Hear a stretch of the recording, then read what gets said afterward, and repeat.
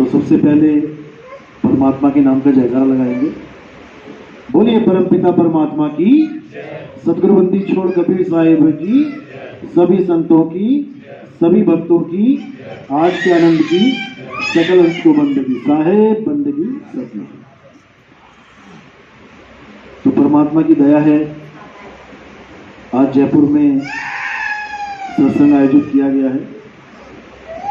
मालिक की दया होती है तो मूल ज्ञान का प्रचार होता है, और मूल ज्ञान को सुन के जीव सत्य के साथ जुड़ते हैं, क्योंकि मूल ज्ञान ही एक ऐसा ज्ञान है जो संतों ने जिसको परम सत्य बोला है। बाकी जितना भी ज्ञान है वो है, बिल्कुल है, ज्ञान तो है, लेकिन परम ज्ञान नहीं है, मूल ज्ञान नहीं है, उसको पवित्र ज्ञान बोला गया।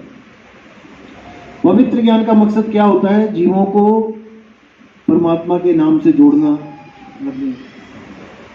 परमात्मा के लिए एक जिज्ञासा बने रहे। कोई मंत्र दे देता है, कोई जंत्र दे देता है, कोई कैसी साधना दे देता है, ताकि जीव गलत कामों से बच के कुछ ना कुछ करता रहे। जैसे लक्ष्य होता है पीएचडी तक पहुंचना, तो पहली, दूसरी, तीसरी, चौथी, पांचवी क्लास भी व्यर्थ नहीं है, वो भी बताई जाती हैं जीवों को, बच्चों को पढ़ाया जाता है, ताकि वो अपनी मंजिल की तरफ बढ़ता चला जाए और उसे थोड़ा थोड़ा थोड़ा ज्ञान समझ में आता जाए, दुनिया से उसकी दूरी बढ़ती चली जाए, क्योंकि संसार जगत ही माया है, इसी को त्यागना है। तो ये कब समझ में आता है कि हमारा कल्याण कब होगा? ये तब समझ में आता है जब हमें मूल ज्ञान सुनने का मौका मिलता है, जिसके लिए कबीर साहब ने कहा था कि पवित्र ज्ञान तुम जग में भाखो। धर्मदास जी को बोला था कि धर्मदास, जो ज्ञान मैं तुम्हें बता रहा हूं, इसको मूल ज्ञान को छुपा के रखना, और जो मैं कथा पसारा कर रहा हूं, इस कथा को तुम बताते चलना। कौन सी कथा? अनुराग सागर की कथा। उसी को बोला है कि यही कारण हम कथा पसारा, इन सब से कहिए राम न्यारा। क्योंकि धर्मदास ये जग बौराना, कोई न जाने पद निर्वाणा। ये जग बौराना, बौराना कहते पगला गया जिसको कहते हैं, ये दुनिया पागल हो गई है, ये परमात्मा को शरीर मान रही है, ये परमात्मा को जड़ तत्व मान रही है, ये परमात्मा को पत्थर तक मान के बैठ गई है। अब इससे ज्यादा बौराना क्या बोला जाए किसी को? इसीलिए बोला धर्मदास ये जग बौराना, कोई ना जाने पद निर्वाणा। निर्वाणा मतलब यानी मुक्ति पद को कोई समझ नहीं पा रहा कि मुक्त अवस्था क्या होती है। पत्थरों के सहारे मुक्ति प्राप्त करना चाहते हैं, पानी के सहारे, नदियों में गोते मार के मुक्ति प्राप्त करना चाहते हैं, पहाड़ों के चक्कर काट के मुक्ति प्राप्त करना चाहते हैं। तो ये सब अवस्था बताई बौराना की। धर्मदास ये जग बौराना, कोई न जाने पद निर्वाणा। यही कारण हम कथा पसारा, और इन सबसे कहिए राम न्यारा। इसी कारण मैंने ये 5 तत्व, 25 प्रकृति, 3 गुण, मन, माया, इसको पूरा ढांचा बना के दे दिया कि कैसे कैसे ये जीव उलझा है, कैसे 16 पुत्र पैदा हुए, 16 पुत्रों में से कौन सा पुत्र क्या है, सारा समझाया, और उसके बाद एक कथा का पसारा कर दिया। अब कथा का पसारा जो है वो पवित्र ज्ञान है। उसी कथा को सुना सुना के आज तक जितने भी कबीरपंथी, ये सब कबीर बने बैठे हैं, जितने भी गुरु हैं। कबीर सागर की कथा सुना देंगे, आपको काल से डरा देंगे, फिर क्या कहेंगे? हम ही कबीर हैं, हम ही बचाएंगे तुम्हें काल से। क्यों? हम ही ने बताया तुम्हें काल क्या होता है, तुम तो उसकी पूजा कर रहे थे आज तक। और भोला जीव बेचारा समझ ही नहीं पाता कि कबीर है क्या। वो अपने गुरु को ही कबीर मान बैठता है। गुरु का मतलब गुरु के शरीर को, क्योंकि उन गुरुओं ने भी अपने स्वरूप को नहीं जाना, और वो अपने देही स्वरूप को ही कबीर घोषित करने में लग गए कि अंत समय में मैं ही आऊंगा, ये शरीर आएगा तुम्हें लेने। और भोला जीव अविवेकी, विवेक कहां से लाए? तो वो ज्ञान जो है वो पवित्र ज्ञान है, पूर्ण ज्ञान नहीं है, लेकिन गलत ज्ञान भी नहीं है। गलत इसलिए नहीं बोलेंगे कि कहानी वही है, जो सत्य है उसी से मिलती जुलती है, लेकिन वो नहीं है जो ग्रंथों में लिखी है। उससे बिल्कुल अलग है। जिस कबीर की आप खोज कर रहे हो कि मुझे कबीर साहब बचाएंगे, कबीर साहब को पहले जानना पड़ेगा कबीर साहब हैं क्या, कबीर साहब हैं कौन। ये तो पवित्र ज्ञान में बहुत बता दिया बहुत बार कि परमात्मा के पुत्र हैं, आते हैं, हमें समझा के लेके जाते हैं, काल से बचाते हैं। ये तो समझ लिया कबीर कौन है। अब जानो कि कबीर क्या हैं। हु इज कबीर समझ लिया। अब नाउ अब क्या करना है, व्हाट इज कबीर। तो कबीर साहब अपने बारे में क्या बता रहे हैं कि अगर मुझे चाहते हो तो पहले मुझे जान लो कि मैं हूं कौन। वो कह रहे कक्का केवल नाम है और बप्पा ब्रह्म शरीर, रारा सब में रम रहा वाको नाम कबीर।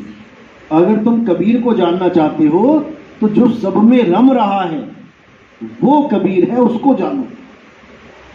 जिसके लिए बोला नहीं कबीर नहीं धर्मदासा, अक्षर एक सब घट ही निवासा, वाही सो सतपुरुष कहिए, आदि अंत अक्षर कह रही है। ये सत्संग सुना ना, नहीं कबीर नहीं धर्मदास, इसमें उन्होंने पूरा भेद खोल दिया है। अगर विवेकी कोई हो 2 पल में समझ जाए। नहीं कबीर नहीं धर्मदास, यानी ये कबीर और धर्मदास की जो देही अलग अलग दिख रही है, इनमें से कोई परमात्मा नहीं है। वो कौन है, वो अक्षर है जो सकल घटवास, अक्षर यानी अविनाशी आत्मा। जीवात्मा मत समझना, आत्म देव की बात चल रही है यहां पर। जीवात्मा अलग होती है, वो अज्ञान दशा में होती है। जब वही ज्ञान में आ जाती है तो वही कबीर हो जाती है। जब तक वो अज्ञान दशा में है वो कबीरा कहलाती है। जिसको बोला है देव निरंजन सकल शरीरा, तामे भ्रम भ्रम रहल कबीरा। जो कबीरा है वो भ्रम भ्रम यानी भ्रमित होकर रहता है। कहाँ रहता है, इस देह में।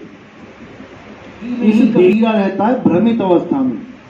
और यही कबीरा ज्ञान प्राप्त करके अपने मूल को समझ के कबीर हो जाता है। अरे कबीर कबीर का करे, तू खो जा अपन शरीर, और 10 इंद्रियां बस में कर, तू वापे आप कबीर। कबीरा से कबीर बनने का तरीका भी बता दिया आपको कि कैसे होना है। यानी एक अज्ञानी से ज्ञानी बनने का तरीका बता दिया। तो ज्ञानी और अज्ञानी है तो वो एक ही, लेकिन अवस्थाएं 2 हैं। जब ज्ञान भूल जाता है तो अज्ञानी बन जाता है, वही ज्ञान अर्जित कर करके ज्ञानी बन जाता है। एक ही चीज है, अवस्थाएं 2 हैं। कोई ये ना सोचे कि तुम जीव हो और परमात्मा कोई और आएगा तुम्हें बचाने, बिल्कुल गलत है। परमात्मा तुम्हें यहां परमात्मा बनाने आता है, तुम्हें तरीका बताता है कि तुम कैसे उस ज्ञान को प्राप्त करोगे। चिड़िया अपने बच्चों को उड़ना सिखाती है, कंधे पे लाद के नहीं लेके घूमती कहीं पे। तो इसी को साहिब ने बोला है कि शब्द विहंगम चाल हमारी, मेरी चाल है विहंगम चाल। विहंगम चाल ऐसी चाल होती है जिसमें हम अपने गुरु की जो विधि है उसको प्राप्त करके गुरु के समान ही हो जाते हैं। हमें किसी अन्य की जरूरत नहीं पड़ती कि हमें कोई पार कराने आएगा। कहते गुरु को कीजिए दंडवत और कोटि कोटि प्रणाम, कीट न जाने भृंग को गुरु कर ले आप समान। जब गुरु ने अपने समान ही कर लिया तो फिर अब कौन आएगा तीसरा बीच में। जब एक तैराक ने अपने बच्चे को तैरना ही सिखा दिया चेले को, और वो दोनों ही अब तैरना जानते हैं, तो अब बचाने कौन आएगा। अब वो कला ही दोनों को बचा रही है, गुरु को भी चेले को भी। तो गुर जो होता है, गुर कहते हैं हुनर को। कहते हैं तुम्हारे अंदर क्या क्या गुण है भाई, तो गुर है हुनर। कौन देता है, गुरु। तो गुरु क्या कह रहा है कि कीट न जाने भृंग को गुरु कर ले आप समान। इसी का जो है वृतांत दिया है गीता में। अध्याय 3 17वां श्लोक क्या कहता है कि बहुत सारी पूजा पाठ, बहुत सारी अर्चनाएं, बहुत सारे विधियां हैं देवताओं को खुश करने के लिए, ब्रह्म को खुश करने के लिए, लेकिन जो अपनी आत्मा में संतुष्ट हो जाता है, जो अपनी आत्मा में अचल हो जाता है, जो अपनी आत्मा में ही निपुण हो जाता है, वो किसी अन्य जीव पर निर्भर नहीं रहता। बिल्कुल सेम यही डिट्टो चीज गीता में बताई जा रही है। अब आत्मा में कैसे रमण करे, उसके लिए 4था अध्याय 34वां श्लोक बताया गया कि तुम किसी ऐसे गुरु की शरण में जाओ जो अपने स्वरूप को जानता है, जिसने अपनी आत्मा का अनुभव कर लिया है, जिसने अपनी आत्मा को पहचान लिया कि मेरी आत्मा क्या है, मेरा शरीर क्या है, मेरा मन क्या है, माया क्या है, 3 गुण क्या है, 5 तत्व क्या है, 25 प्रकृतियां क्या है, वो सारा सिस्टम उसने खोल दिया हो, वही आपको आपके स्वरूप का दर्शन करवा सकता है। नहीं तो आप सत्य को प्राप्त नहीं कर सकते। और वो गुरु देही और विदेही को अलग अलग करके समझा देगा। 34वें के बाद 35वां श्लोक क्या कह रहा है कि एक बार सत्य को जानने के बाद, अगर एक बार आपको झटका लग गया आत्मदेव का, यानी उसको अनुभव कर लिया, एक बार सत्य को जानने के बाद आप दोबारा कभी असत्य को प्राप्त नहीं हो सकते। यानी जिसने कभी करंट का झटका नहीं खाया, वो चलते पंखे को देख के ये सोच सकता है कि पंखा खुद ही चल रहा है। जैसे हम किसी आदमी को देखते हैं, चलते हुए आदमी को, तो हमें लगता है कि ये एक ही चीज है, बस चलने वाला और चलाने वाला एक ही है। हम दो करके कभी नहीं जान पाते उसको। लेकिन जो पंखे को छू रहा है और गलती से उसका हाथ किसी कटी हुई तार में कहीं पे गलती से लग गया, पंखे में जहां करंट का झटका लग गया उसे, उसी वक्त उसको बोध हो जाता है कि भाई इसमें 2 चीजें काम कर रही हैं। एक तो पंखा काम कर रहा है, लोहा, जिसको छूने पर मुझे कोई एहसास नहीं हो रहा करंट का, और एक इसको जो काम कर रही है विद्युत, जो इसको घुमा रही है, उसका अनुभव ही कुछ और है। तो वहां पर करंट का अनुभव हो जाने पर आपको लाख बार कोई कह ले कि पंखा ही करंट है, तो आप अब मानने वाले नहीं हो। आप समझ चुके हो कि पंखा करंट नहीं है। पंखे तो पड़े रहते हैं, खोल के रख दो यहाँ पे कितने, उसको छुओ, करंट नहीं है उसमें, लेकिन पंखे को चलाने वाली जो ताकत है वो करंट ही है। इसी प्रकार हमारी आत्मा भी एक एनर्जी है, इतनी जबरदस्त एनर्जी है कि हम सोच भी नहीं सकते वो क्या है। एक पल के लिए भी अगर आपकी सूरत उस आत्मदेव से जुड़ जावे, तब आपको एक पल में पता लग जाए कि असल में मैं हूँ क्या, मैं कैसे इस बॉडी को चला रहा हूँ, कैसे ये शरीर चल रहा है, हर चीज आपकी समझ में आ जाए। लेकिन जब तक आत्मा का अनुभव नहीं हुआ, जब तक आप कभी सपने में भी नहीं सोच सकते कि आत्मा होती कैसी है। सुन तो बहुत बार लिया आपने कि आत्मा है, आत्मा है, आत्मा है, लेकिन है होती कैसी है। कहने का मतलब तुम कभी सोच भी नहीं सकते, अगर करंट ना लगा हो, कि करंट को छूने पर क्या अनुभव होता है। क्योंकि तुम ज्यादा से ज्यादा क्या करोगे, सारी दुनिया की चीजें छू लोगे, सोचोगे करंट भी ऐसा ही होगा। सारी दुनिया की हीरे जवाहरात, पन्ना, कोयला, मिट्टी, सब कुछ छू के देख लिया, लेकिन जो करंट का अनुभव है वो बिल्कुल अलग है सारे संसार से। इसी प्रकार आत्मा का जो अनुभव है वो इतना अलग अनुभव है कि आप हैरान परेशान हो जाओगे कि ये क्या है भाई, ये मैं हूं, ये है मेरा स्वरूप। जब उस चीज को प्राप्त करोगे तब नीर चीर का निबेड़ा हो जाएगा। फिर आपको ये काया क्या लगेंगी, ये लाशें बैठी हुई हैं। जैसे पंखे पड़े हुए हैं बिना लाइट के, तो आप उनको लाशें ही बोलोगे, और जब चल पड़ी तब भी आप उनको लाशें ही बोलोगे, क्योंकि वो तो मृत है ना, करंट की वजह से चल रहा है। ये शरीर मृत ही हैं, मरे हुए हैं, लेकिन आत्मा की वजह से चल रहे हैं, इसलिए जीवित लग रहे हैं। तो जब तक आत्मा का कनेक्शन जुड़ा है, हम कहते हैं पापा जीवित हैं, मम्मी जीवित हैं, भाई बहन जीवित हैं, और करंट ऑफ हो जाए तो हम क्या कहते हैं, पिताजी चले गए, माता चली गई, मर गए, भाई मर गया, मेरी बहन मर गई। क्योंकि हम उनके शरीर को चलते हुए देख के कह रहे हैं कि वो जिंदा है, जबकि शरीर मेरा भाई है ही नहीं, शरीर मेरी बहन है ही नहीं। शरीर तो मेरे भाई ने पहना हुआ है, कपड़े हैं, और शरीर ही बहन के कपड़े हैं। अब बहन कौन है, बहन है आत्मा। भाई कौन है, भाई है आत्मा। और ये जो कपड़े पहने हुए हैं ये मृत हैं, मुर्दा हैं ये कपड़े, लेकिन केवल चल रहे हैं, खा रहे हैं, पी रहे हैं, बोल रहे हैं तुमसे, तुम्हें जवाब दे रहे हैं, इसलिए तुम्हें लग रहा है कि यही मेरी बहन है, यही तो बोल रही है, देखो मुंह से बोल रही है, यही तो मेरा भाई है, देखो मुंह से बोल रहा है, जबकि ऐसा नहीं है।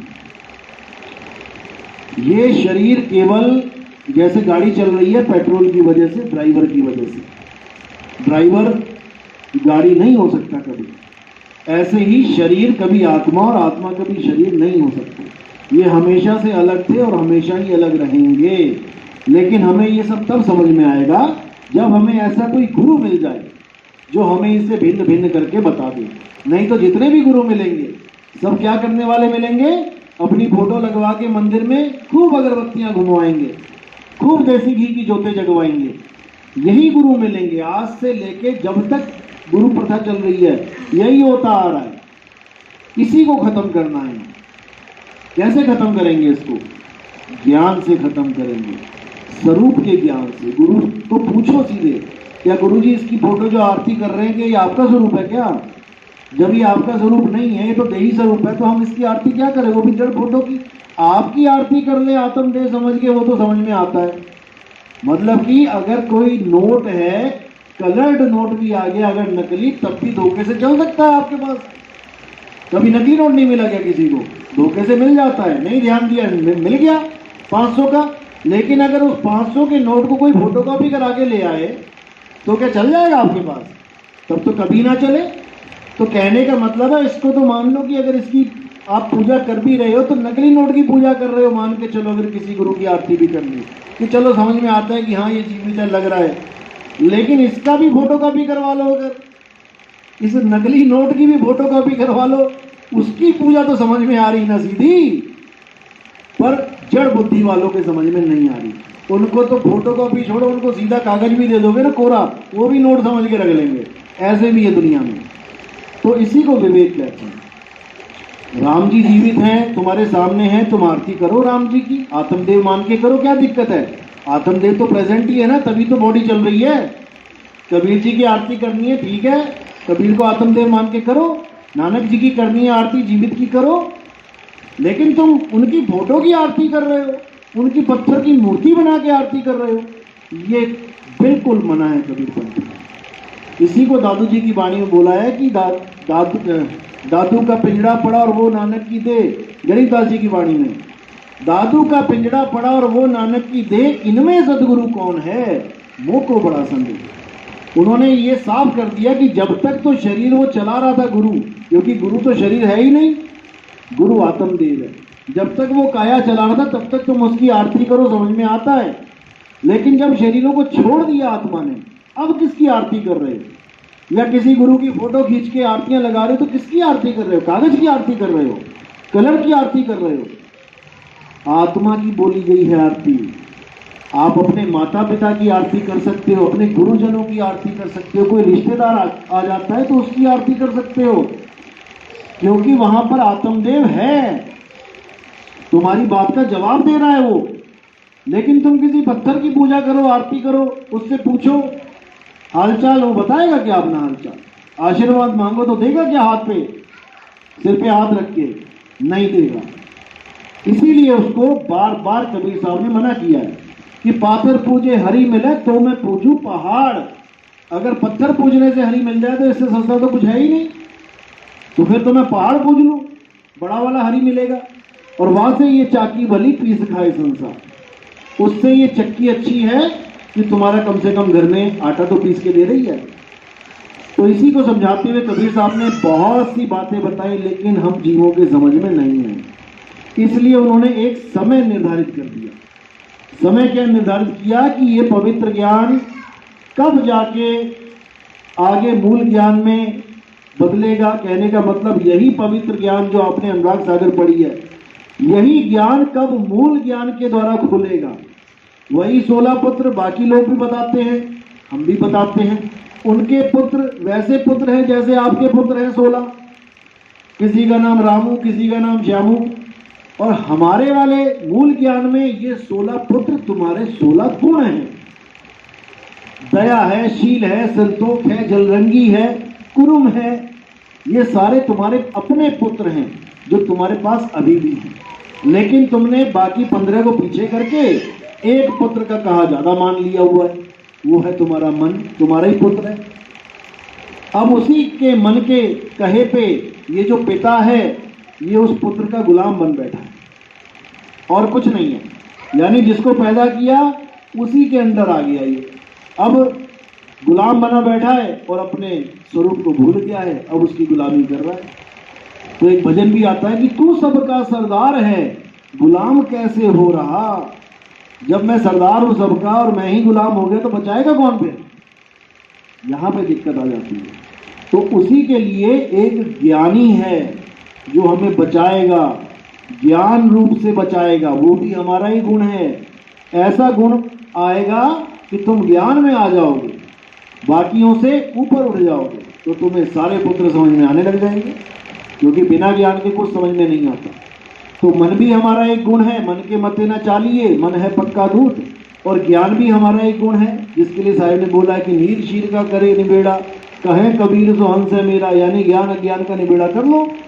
ज्ञान में आ जाओ। आओगे कैसे? मोमबत्ती अपने आप तो नहीं जल सकती, एक मोमबत्ती आती है। आप दिवाली में मोमबत्तियां लगाते हो ना, दीवार में, दीवार पे पहले 50, 60, 70 मोमबत्तियां लगा देते हैं, खड़ी कर देते हैं, दिया लगा देते हैं। उसके बाद क्या करते हैं? एक दिया लेके भरते रहते हैं और जलाते रहते हैं। यानी रोशन सबने होना है, रोशनी सबके पास आएगी, लेकिन एक जोत शुरुआत करती है, उसके बाद देखते देखते देखते देखते लाखों करोड़ों अरबों जोतें जग जाती हैं, और ये सारा जितना भी अज्ञान है संसार का, ये खत्म हो जाता है।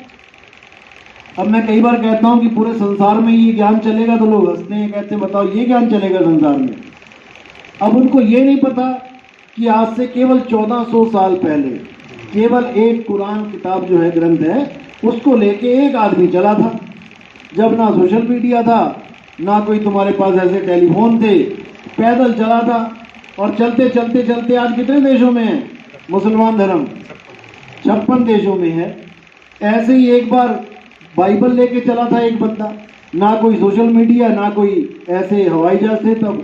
और चलते चलते चलते आज आधे से ज्यादा दुनिया बाइबल को मान रही है, जो केवल एक कहानी मात्र है। कहानियां हैं केवल बाइबल में। तो कहानियों को सुन सुन के जब आधी दुनिया से ऊपर कन्वर्ट हो गई, तो भाई मूल ज्ञान तो कुछ और चीज है। मैं ये नहीं कह रहा कि सारे ही आ जाएंगे, लेकिन जितने विवेकी हैं संसार में, वो तो पीछे रहने वाला नहीं है। तो यही कबीर साहब ने बोला कि सतनाम के लिए क्या बोला? घर घर होगा बोध विचारा।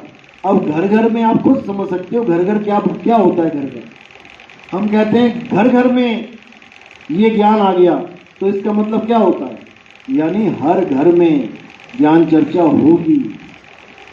पड़ोसी के यहाँ आप जाओगे, आपके यहाँ कोई और पड़ोसी आएगा, बात छिड़ेगा परमात्मा की, क्योंकि जिसके भी ये ज्ञान समझ में आ जाता है वो रह ही नहीं सकता दूसरों को बताए बिना।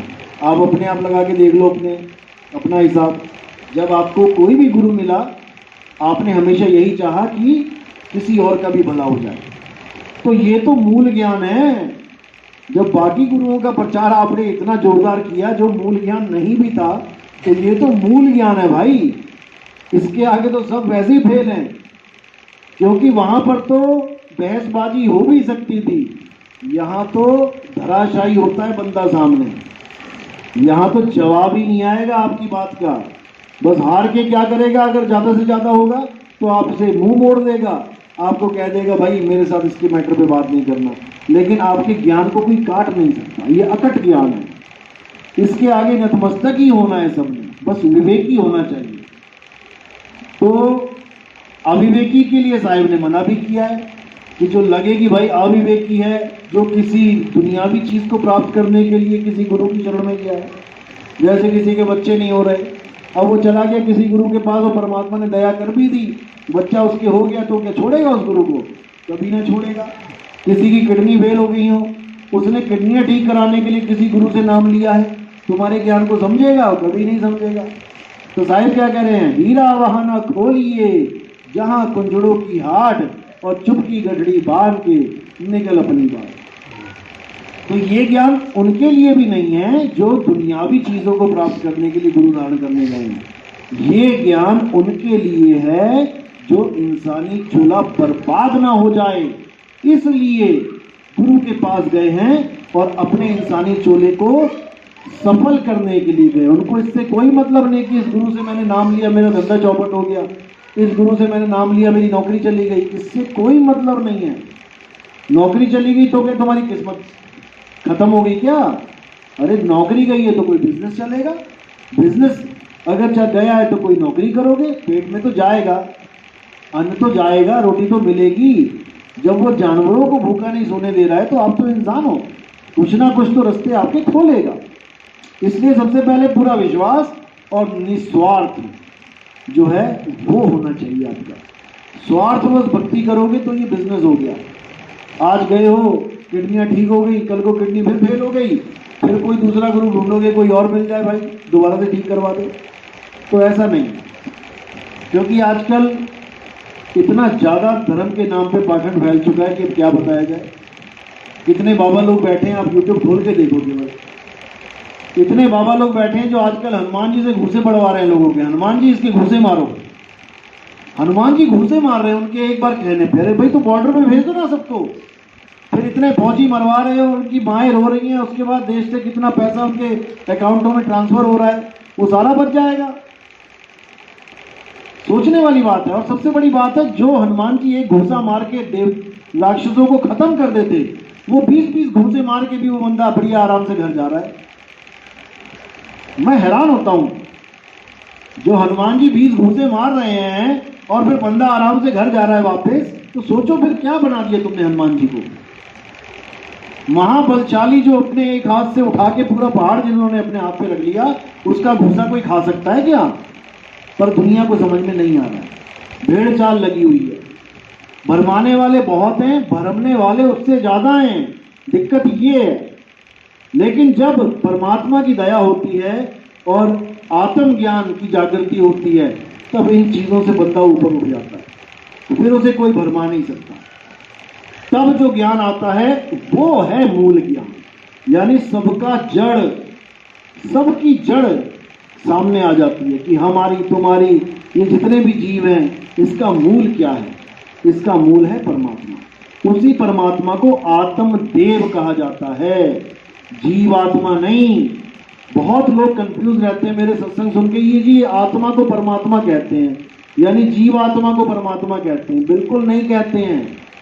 पहले ही सत्संग से मैं कह के थक गया भाई, जीवात्मा अलग है, परमात्मा अलग है, यानी जीवात्मा अलग है और आत्मदेव अलग है। आत्म के आगे देव लगा है, तुम क्या देव हो? तुम्हारे नाम के आगे तो देव नहीं लगा, तो तुम क्या हो? जीव हो, लेकिन आत्मा हो, लेकिन जीव हो।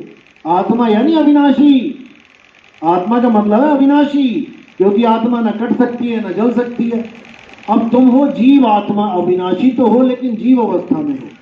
और जब तुम देव लगवा लोगे पीछे, आत्म देव, तो वो कुछ और ही चीज हो जाती है, जिसके लिए गुरु ग्रंथ साहब ने बोला है आत्म देव पूजिए। अब कह दो गुरु ग्रंथ साहब भी अज्ञान बोल रहा है, आत्म देव की बात कर रहा है, परमात्म देव की क्यों नहीं कर रहा? क्योंकि हम लोग समझ ही नहीं पा रहे हैं कि आत्म देव और परमात्मा पर्यायवाची हैं, नहीं समझ में आ रहा है। इसी में उलझे पड़े। मैं कई बार रिकॉर्डिंग सुनता हूँ, कई लोग भेज देते हैं कि देखो नितिन दास तो जीवात्मा को परमात्मा कहता है, तो पारक सिद्धांत में और नितिन दास में क्या फर्क है? जमीन आसमान का फर्क है भाई। पारक सिद्धांत जीव को सर्वे सर्वा मानता है, जैसे जैनी लोग जीव को ही मानते हैं, जीव से आगे का ज्ञान उनके पास नहीं है। लेकिन कबीर साहब ने जीव ज्ञान का खंडन किया है। जीव तो फंसा हुआ है 1,84 में। जीव सोई जो जुग जुग जीवे, 1,84 माही, दे धरे भर में 84, निर्भय कबहू नहीं। वो निर्भय कभी हो ही नहीं सकता, वो परमात्मा कैसे हो गया? तो जीव का कबीर साहब ने खंडन किया है और आत्मदेव की महिमा गाई है। आत्म ज्ञान बिना नर भटके, जीव ज्ञान बिना नर भटके नहीं बोला उन्होंने। इसी लाइन में दोनों अवस्थाओं का ज्ञान है। आत्म ज्ञान बिना, एक हो गया ये ज्ञान जो हमें प्राप्त करना है। अब किसको करना है? नर भटके। अब नर क्या है? नर क्या है? नर और नारी क्या है? जीव हैं। इसी लाइन को पकड़ लो, तब भी समझ में आ जाएगा कि जीव को कौन से ज्ञान की जरूरत है? आत्म ज्ञान की जरूरत है। नर और नारी जीव हैं। आत्म ज्ञान बिना नर भटके, कभी मथुरा कभी काशी, जल में मीन प्यासी, मोहे देखता आवे हंसी। लेकिन जल्दी समझ में नहीं आती ये बात। इसी को साहिब ने बोला, बहु बंधन में बांधिया एक बेचारा जीव। अगर जीव ही सर्वे सर्वा कह देते कबीर साहब, तो बेचारा क्यों लगा रखा उसके आगे? वो बेचारा है। अभी गाय को बांध दो तुम संगल से, लोहे के गेट से, और वो बेचारी हो गई, नहीं खोलोगे तो खड़ी है बेचारी भूखी प्यासी। तो बेचारा ही है ये जीव, चाहे किसी भी श्रेणी में चला जाए। ये लोग कहते हैं परख सिद्धांत वाले की जो 184 वाले जीव हैं वो हैं बेचारे, आदमी थोड़ी नहीं है बेचारा। आदमी तो स्वतंत्र है काम करने के लिए। कौन सा स्वतंत्र है भाई? सारे कर्मों के तो फल मिल रहे हैं उसे, स्वतंत्र कहां से हो गया? स्वतंत्र वो होता है जो कुछ भी करे उसको कोई फल ना मिले, पाप करे चाहे पुण्य करे भलों से न्यारा रहे, वो स्वतंत्र है। ऐसा कौन है भाई? दिखा दो। ऐसा कोई नहीं है, जीव तो कदापि नहीं है। हाँ, एक अवस्था ऐसी है जो गुरु प्रदान करता है, वहां पर जाके वो अकर्ता हो जाता है। वो कौन सी अवस्था है? वो आत्म अवस्था है, वो आत्म ज्ञान है। जीव अवस्था में तो कोई ऐसा कर्म है ही नहीं जिसका फल जीव को ना मिले, लेकिन आत्म ज्ञान में रह के वो सारे बलों का त्याग कर देता है। उसको समझ में आ जाता है मैं कुछ करता ही नहीं हूं। जब मैं कुछ करता ही नहीं तो मैं फल की इच्छा क्यों करूं? इसीलिए बोला गया ना, हे अर्जुन कर्म कर फल की इच्छा मत कर। लेकिन केवल कहने से थोड़ी नहीं हो जाएगा ये आत्मज्ञान में रमण करना पड़ेगा। आत्मज्ञानी गुरु मिलेगा, आपको भेद बताएगा कि कैसे कैसे आप इस बंधन से छूट सकते हो, अकर्ता कैसे बन सकते हो, पूरी पूरी चीज समझाई जाएगी। तो जब जीव अवस्था से आप पीव अवस्था में आते हो तब आपको हर चीज समझ में आ जाती है कि मैंने कुछ किया ही नहीं है। अंत समय में जो जमदूत आते हैं, जो काल भगवान आता है, कौन है वो काल? कोई अलग से आता है क्या काल? कौन है काल? मन। अब समझ लो बात इतनी सी।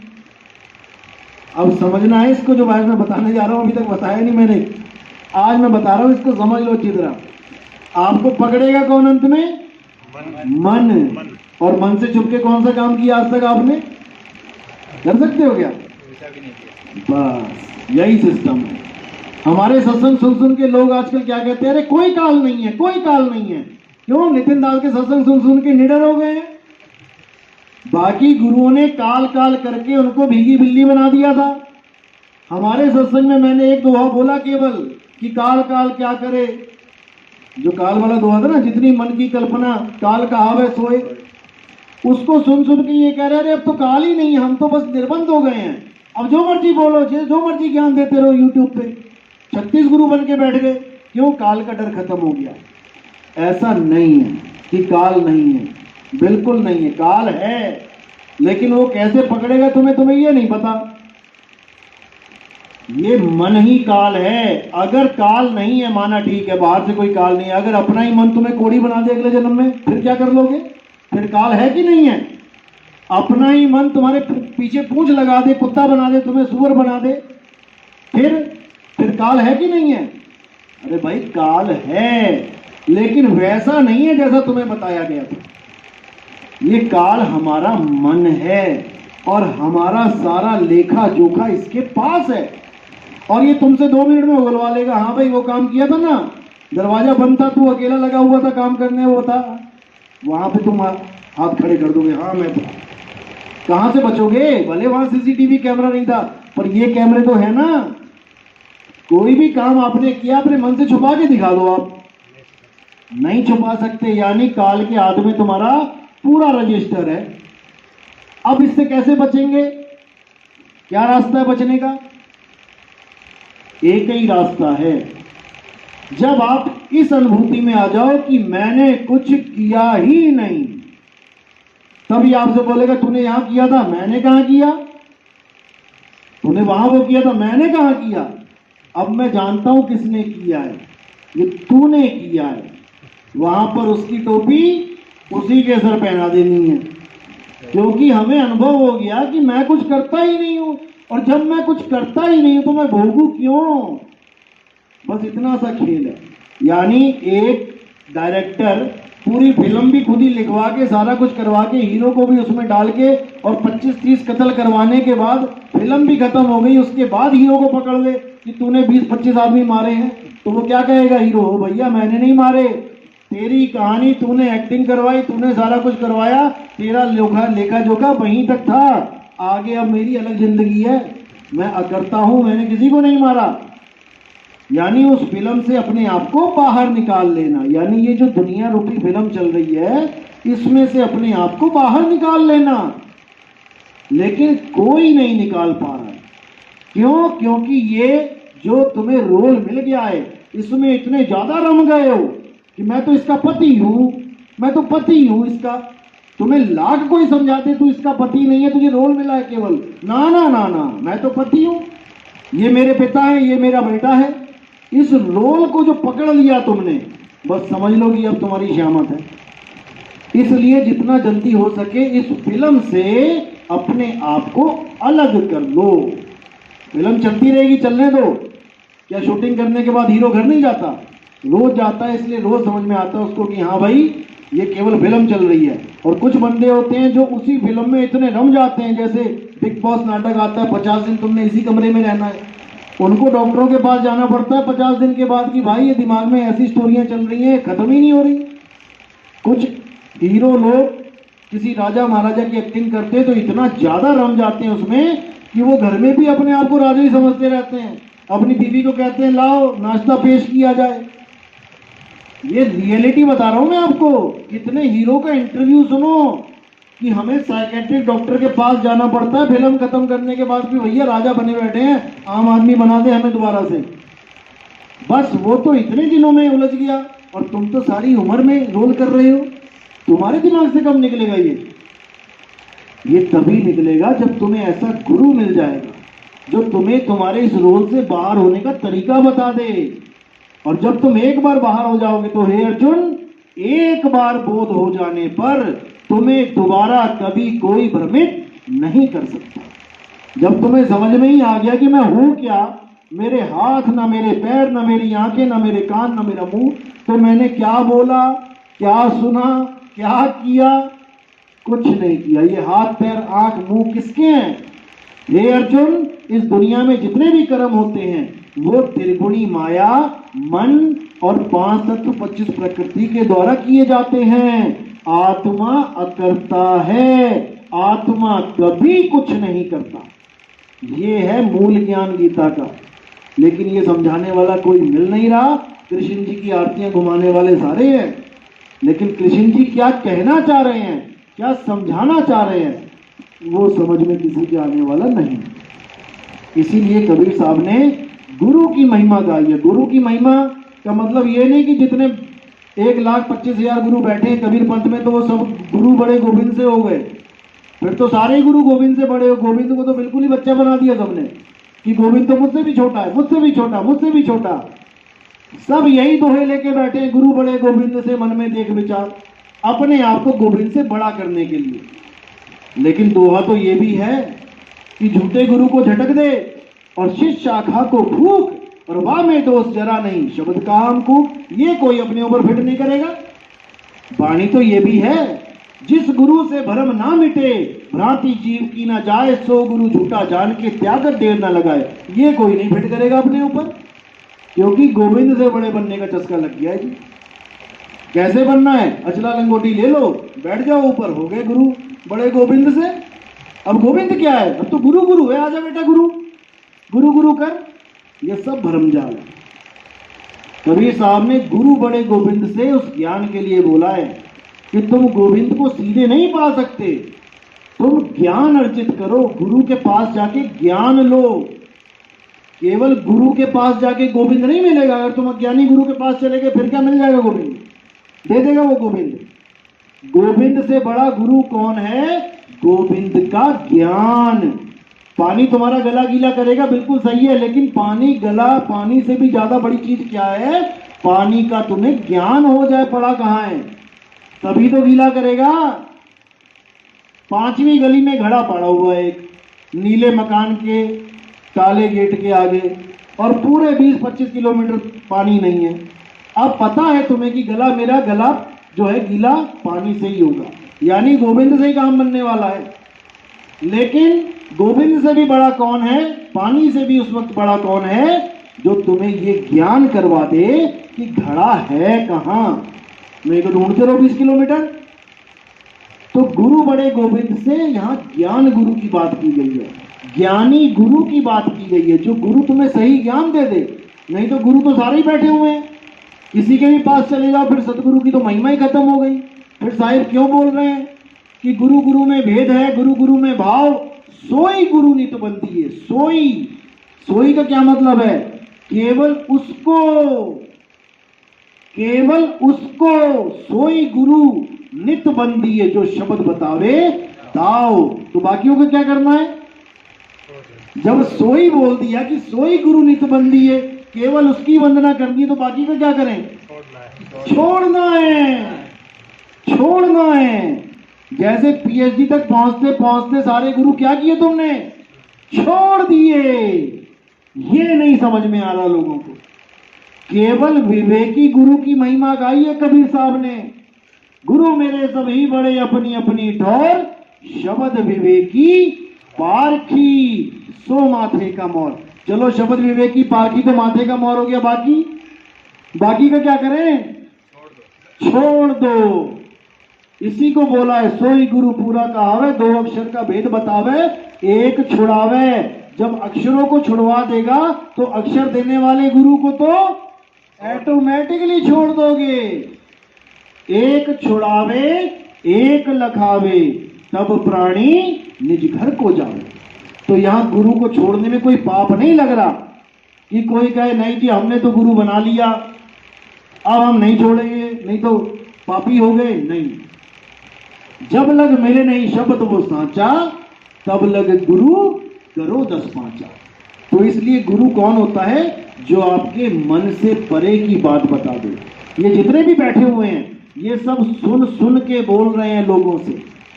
मन से परे की बात वही जानता है जिस पर परमात्मा ने खुद अपनी कृपा कर दिया, नहीं तो कोई जान ही नहीं सकता, जितना मर्जी जोर लगा ले। अगर हमारी मेहनत से हम परमात्मा को पालें तो परमात्मा भी बंधन में आ गया, परमात्मा भी फिर अनंत नहीं रहा। समझो बात को। अपनी मेहनत से हम कुआं खोद के पानी निकाल सकते हैं, अपनी मेहनत से हम हवाई जहाज लेके आसमान में जा सकते हैं, अपनी मेहनत से हम समुद्र तक पार कर सकते हैं, लेकिन परमात्मा को नहीं पा सकते। जो परमात्मा किसी को मिलता है तो वो अपनी कृपा से मिलता है, वो दया करता है। प्रभु कृपाल कृपा करे, नाम नानक साधु संग मिले। जब मालिक दया करता है तो वो साधु मिलता है जो तुम्हें नाम की बख्शीश करे। और वो बख्शीश कहां से हुई है? उसको भी उस परमात्मा ने ही करी है, वो कोई घर से लेके नहीं आया है। तो कहते अपने सेवक की आपे राखे, आपे नाम जपावे। यानी कि जो कहते हैं लोग नाम जप के परमात्मा मिलता है, तो वो वाणी कह रही है कि अपने सेवक की आपे राखे। वो खुद ही उस जीव की उंगली, अपनी उंगली उस जीव को पकड़ा देता है। जैसे एक अंधा आंख वाले को नहीं पकड़ सकता, ऐसे जीव कभी परमात्मा को नहीं पा सकता। यानी अपनी अवस्था को बदल ही नहीं सकता, कोई बदल ही नहीं सकता। बदलाने वाला कौन है? वो परमात्मा स्वयं ज्ञान देने आता है और समझा के उसको बदल देता है। इसी को बोला कोटि तो ब्रह्मा भय, कोटि भय ईश। और साहिब तेरी बंदगी से जीव बने जगदीश। बस इसी को समझना है। इतनी सी बात समझ ली तो तुम खुद ही काल से ऊपर आ जाओ। काल तुम्हारा मन है और तुम्हारा मन तुम्हें पकड़ने के लिए तैयार बैठा है। तुम आओ तो सही उसके चक्कर में, सारी दफाएं लगा देगा। तो कर ले गुरु वकील, मुकदमा भारी है। बहुत बड़ा भारी मुकदमा लगा हुआ है हमारे पास। भारी मुकदमा इसलिए कि जो मैंने आज तक कुछ किया नहीं है उसका भी ढेर में गड़ा सिर पे रख के घूम रहा हूं कर्मों का। ये है मुकदमा भारी। जो तुमने कभी कुछ किया नहीं है उसका फल तुम ले रहे हो बार बार, लेकिन समझ में नहीं आ रहा कि मैंने कैसे नहीं किया, क्योंकि तुम खुद ही मोहर लगा रहे हो मैंने किया, मैंने किया, मैंने किया, क्योंकि अपने स्वरूप को नहीं जान रहे। ड्राइवर गाड़ी चला के आ रहा है और 50 लीटर पेट्रोल डलवा रहा है हर हफ्ते, लेकिन ये सोच रहा है कि मैंने पिया। बस दिक्कत ही है। जब तक ड्राइवर ये कहता रहेगा कि मैंने पिया, मैंने पिया, मैंने पिया, जब तक वो भुगतता रहेगा। यानी जीवात्मा हमेशा कर्ता बनी हुई है और आत्मदेव अकर्ता है। इसलिए गुरु ग्रंथ साहब ने बोला है कि जब लग जानू मैं हूं कर्ता, तब लग गर्भ जून में फिरता। जब तक तुम अपने आप को कर्ता मान रहे हो तब तक तुम्हें गर्भ जून मिलनी ही मिलनी है, कोई रोक ही नहीं सकता। इसीलिए अकर्ता ज्ञान क्या है? विदेही ज्ञान। जब तुम विदेही हो गए, जब तुम देही रहे नहीं, अब करा किसने फिर? अभी तक इसलिए समझ रहे क्योंकि तुम अपने आप को देही मान रहे हो, इसलिए तुम्हें लग रहा है कि मैंने हाथ उठाया, मैंने झापड़ मारा, मैंने घूसा मारा। यही अज्ञान है। ये सब मन माया 3 गुण 5 तत्व 25 प्रकृति का खेल है, जिसमें से तुम्हें विदेही ज्ञान प्राप्त करके निकल जाना है। चलो बाकी